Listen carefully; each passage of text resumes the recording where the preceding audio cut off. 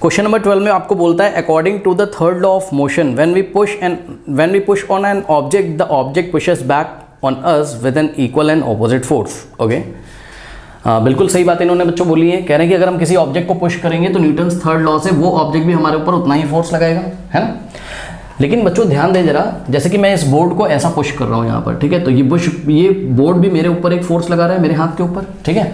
But ये जो दो फोर्सेस लग रहे हैं ये इक्वल एंड ऑपोजिट है, और ये दोनों फोर्स एक बॉडी पे नहीं लग रहे हैं। एक तो लग रहा है किस पे, बोर्ड पे, और दूसरा लग रहा है किस पे, मेरे हाथ पे। तो याद रखिएगा ये इक्वल एंड ऑपोजिट फोर्स जो होते हैं, एक्शन और रिएक्शन जिसको बोला जाता है। ये देखिए हमने बोर्ड पे किया एक्शन और बोर्ड ने मेरे हाथ पे लगाया रिएक्शन।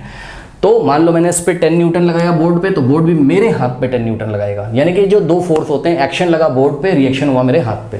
तो ये जो दो फोर्स हैं आपके जो पेयर्स में एग्जिस्ट करते हैं, एक्शन रिएक्शन फोर्सेस, ये एक बॉडी पे लगने वाले फोर्स नहीं है, ये टू डिफरेंट बॉडी पे लगने वाले फोर्स थे। फर्स्ट बॉडी क्या है, बोर्ड, और सेकंड बॉडी क्या है, मेरा हाथ। ध्यान रखिएगा, ठीक है ना। एक बात यहाँ पे आपको ध्यान रखनी है, भी क्वेश्चन को मैं आगे पढ़ता हूँ बच्चों। देखिए जैसे कि मान लीजिए ये सिंगल बॉडी है, ये सिंगल बॉडी है, ठीक है। इसको आप 10 न्यूटन से खींचते हो, मैं भी इसको 10 न्यूटन से इधर से खींचता हूँ ऐसे, तो ये कहीं जा रही है क्या, नहीं। यानी कि इस पर नेट फोर्स कितना आ गया, 0। नेट फोर्स कितना आ गया, 0। 10 आपने लगाया, 10 मैंने लगाया। लेकिन बच्चों ध्यान से चेक करो, यहाँ पर भी देखिए दो फोर्स लगे हैं, इक्वल एंड ऑपोजिट हैं दोनों फोर्स, लेकिन ये एक ही बॉडी पे लगे हैं, इस स्केल पे लगे हुए हैं।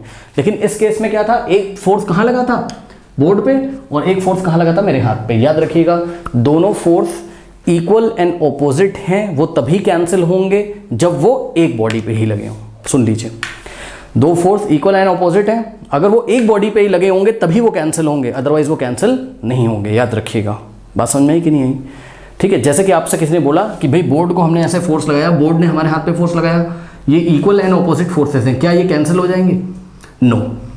क्यों नहीं कैंसिल होंगे, क्योंकि ये अलग अलग ऑब्जेक्ट्स पे। एक्चुअल में क्या होता है, हम एक बॉडी के ऊपर फोर्स देखते हैं जब भी देखते हैं। तो अगर आप केवल बोर्ड पे फोर्स देखोगे तो 10 न्यूटन आ रहा है, केवल मेरे हाथ पे फोर्स देखोगे तो 10 न्यूटन आ रहा है।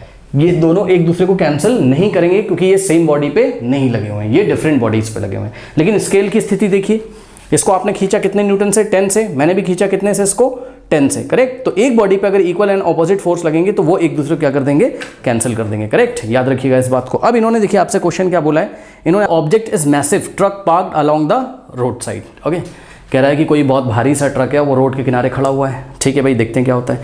कह रहा है it will probably not move. Okay, ये बच्चों मूव नहीं करेगा, अगर आप इसको पुश करें तो ये मूव नहीं करेगा। जाइए किसी ट्रक को आप ऐसे धक्का मारो तो क्या मूव करेगा, नहीं मूव करेगा, ठीक है। कह रहा है student justify this by answering that the two opposite and equal forces cancel each other, comment on this logic and explain why the truck does not move. तो बच्चों समझो रहा, किसी स्टूडेंट से पूछा गया कि भाई एक ट्रक खड़ा हुआ है ऐसे रोड के किनारे, लोडेड ट्रक है, उस पर सामान खूब सारा रखा हुआ है, तो काफ़ी हैवी ट्रक होगा, यानी कि उसका वेट बहुत ज़्यादा होगा, ठीक है ना।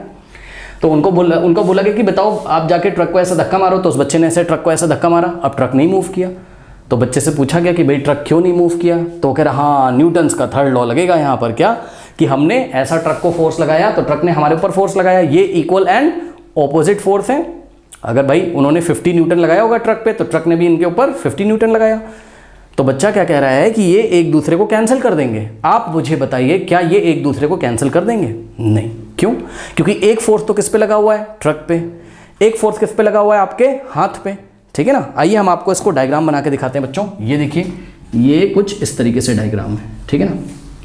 ये ट्रक खड़ी हुई है, ठीक। तो ये देखिए, ये बच्चे ने फोर्स लगाया किसके ऊपर, ट्रक पे। तो एक फोर्स तो ऐसे लगा ट्रक पे, और फिर बच्चे के हाथ पे एक फोर्स लगा, दोनों फोर्स अलग अलग बॉडीज पे। ध्यान से चेक करिए, मेरा सवाल सुनिए। जब भी सुन लीजिए, जब भी फोर्स आप चेक करोगे तो किसी एक बॉडी पे चेक करोगे, हमेशा नेट फोर्स एक बॉडी पे, एक बॉडी पे चेक किया करिए। तो सुनिए, इसको हम फ्री बॉडी डायग्राम बोलते हैं, आप क्लास 11 में पढ़ोगे। कुछ नहीं करना है, एक बॉडी उठा लीजिए और उस बॉडी पे देख लीजिए टोटल फोर्स कितने लगे हैं। तो अगर हम ट्रक को उठा लें बच्चों, ये देखिए ये ट्रक को उठा लें। अब हमारा सवाल सुनिए, हम आपसे पूछ रहे हैं कि इस ट्रक पे नेट फोर्स कितना है। तो आप बोलोगे सर इस ट्रक पे नेट फोर्स है सर, चेक करो एक ही फोर्स तो है इस बस पे या ट्रक पे, यही वाला फोर्स तो है इस ट्रक पे। अब बच्चे का फ्री बॉडी डायग्राम बनाओ। ये देखिए, ये बच्चे का आपने बनाया, तो ये बच्चे का हाथ है, बच्चे के हाथ पे ये ऐसे लग रहा था, बच्चे ने लगाया ट्रक पे 50 न्यूटन, बच्चे के हाथ पे कितना लगा, 50 न्यूटन। बेटा ये अलग अलग बॉडीज पे हैं, क्या एक दूसरे को कैंसिल कर देंगे, बताइए, बिल्कुल नहीं। नेट फोर्स लगा है किस पे, ट्रक पे, कितना, 50 न्यूटन। नेट फोर्स लगा है बच्चे पे कितना, 50 न्यूटन। कोई डाउट है बताइए, क्या कैंसिल कर देंगे? नहीं। हाँ, एक ही बॉडी पे अगर लगे होते तो ये कैंसिल हो जाते, तब हम ये लॉजिक दे सकते थे कि हाँ भाई एक ही बॉडी पे लगे हैं दो फोर्स, जैसे स्केल को इधर से खींचा इधर से खींचा, ठीक, तब इसका नेट फोर्स कितना आ जाता? 0 आ जाता, करेक्ट। तो अगर ये बच्चा गलत है तो इसका सही एक्सप्लेनेशन क्या है? क्योंकि इन्होंने आपसे बच्चों आगे क्वेश्चन पूछा हुआ है। क्या पूछा है इन्होंने पूछा है comment on this logic and explain why the truck does not move. ठीक है, ट्रक मूव क्यों नहीं करता ये बता रहे हैं, ठीक है ना। तो मेरी बात ध्यान सुनो बच्चों, ट्रक मूव शायद इसलिए ना कर रहा हूँ क्योंकि ये जो 50 न्यूटन फोर्स आपने लगाया है इसके ऊपर बच्चों, शायद इसको अपोज करने वाला कोई फोर्स हो, है ना। और इसको अपोज करने वाला फोर्स आपको पता है कौन है? कौन है? Frictional force. ठीक है, चेक करिए, ये ऐसे रोड पे खड़ी हुई है ट्रक, ठीक है बच्चों, आप इसको इधर धक्का मार रहे हो, क्यों नहीं चल रही है ये? क्योंकि जरूर इसके मोशन को अपोज करने के लिए यहाँ पर एक फ्रिक्शनल फोर्स लग रहा होगा। आपको पता है फ्रिक्शनल फोर्स की जो डायरेक्शन होती है वो क्या होती है? मोशन के जस्ट ऑपोजिट। आप किधर मोशन कराना चाहते हो? उसको ऐसे धक्का मारना चाहते हो तो फ्रिक्शनल फोर्स मोशन की जस्ट डायरेक्शन के मतलब जिधर आप उसको मोशन करवाना चाहते हो, जिधर ऑब्जेक्ट की टेंडेंसी है मोशन करने की, उसके जस्ट ऑपोजिट डायरेक्शन में फ्रिक्शनल फोर्स पैदा होगा। तो बच्चों ये देखिए, ये फ्रिक्शनल फोर्स लगेगा ट्रक के टायर्स और रोड के बीच में, ये हो गया फ्रिक्शनल फोर्स की डायरेक्शन। अब सुनिए बच्चों, ये ट्रक क्यों नहीं चल रही है? कौन रोक के रख रहा है? Frictional force.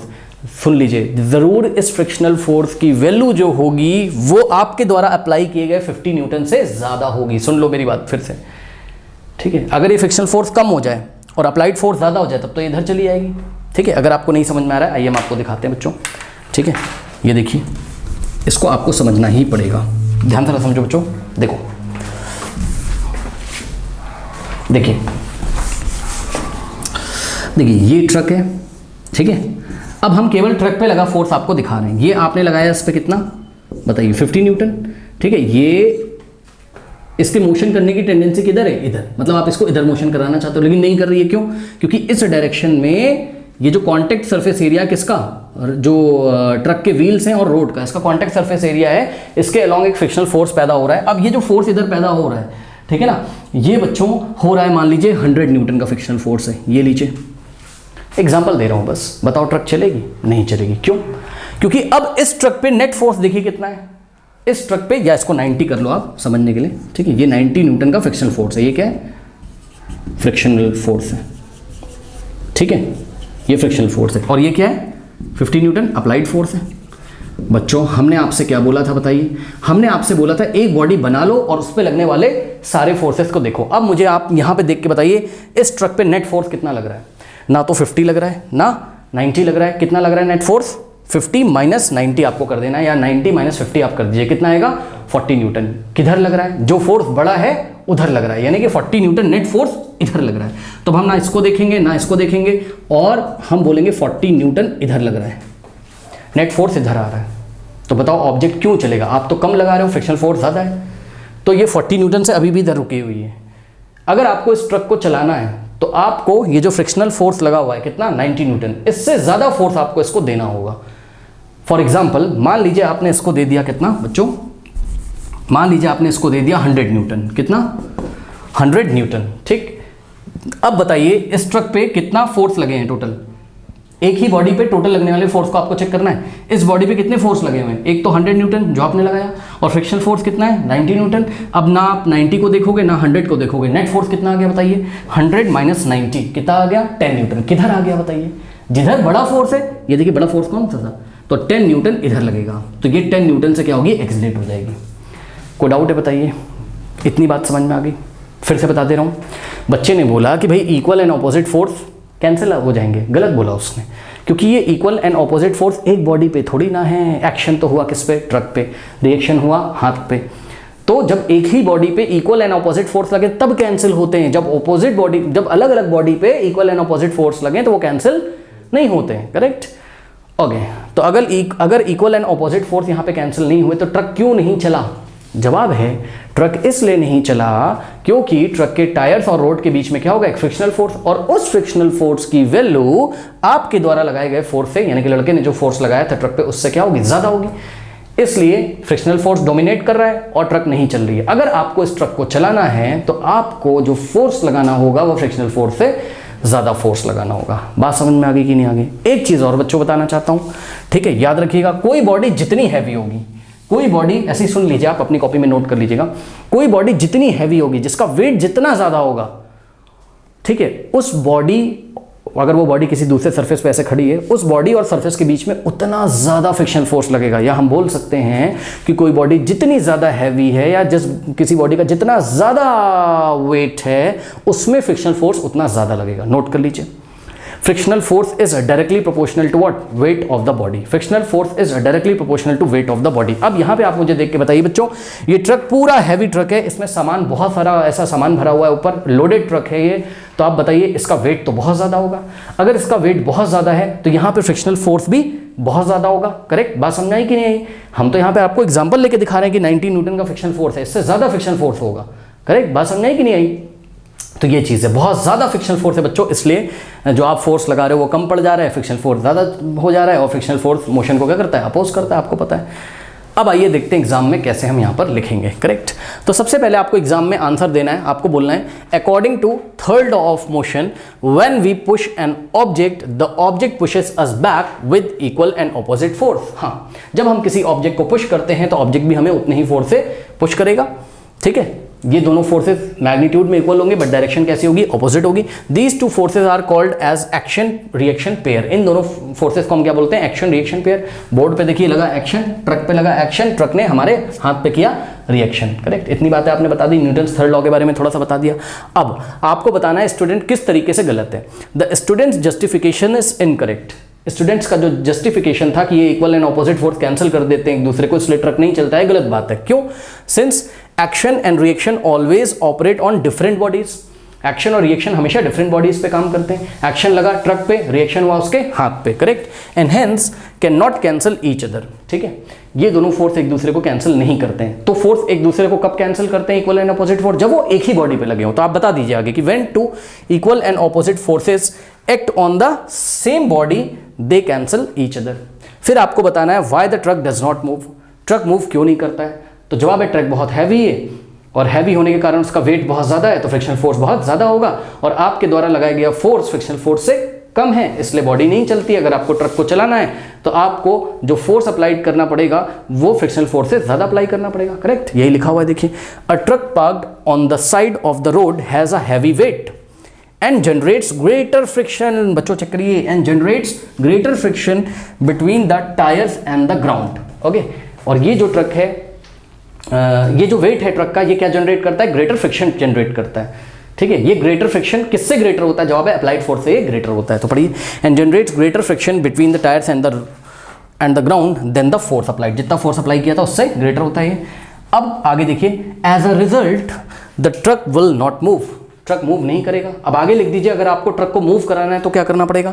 The truck will move only if a force greater than frictional force is applied on it. फिर से पढ़ लीजिए, a truck will only move if a force greater than friction force is applied on it. Truck तभी move करेगा जब आप उस truck पे फ्रिक्शनल फोर्स से ज्यादा फोर्स अप्लाई करेंगे। कोई डाउट है बताइए?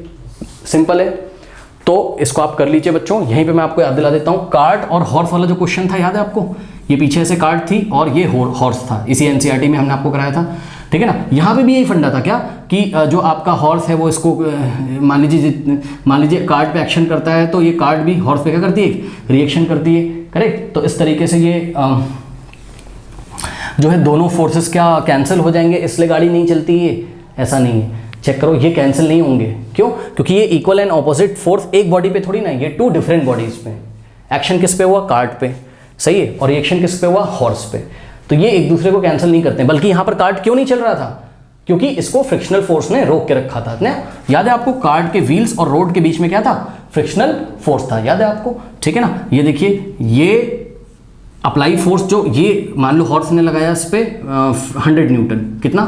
100 न्यूटन मान लीजिए। ठीक है ना, तो हॉर्स पे भी लगेगा 100 न्यूटन। अब आपको हॉर्स वाला फोर्स नहीं देखना है, आपको बस यहाँ पे ये दिमाग लगाना है कि ये कार्ट पे कितना लग रहा है? 100 न्यूटन। आप इसी फोर्स को क्यों देख रहे हो? जरूर यहाँ पे एक फ्रिक्शनल फोर्स है जिसकी वैल्यू मान लीजिए कितनी? 150 न्यूटन। सही है, तो ये फ्रिक्शनल फोर्स जो है वो ये घोड़े के द्वारा अप्लाई किए गए फोर्स से क्या है?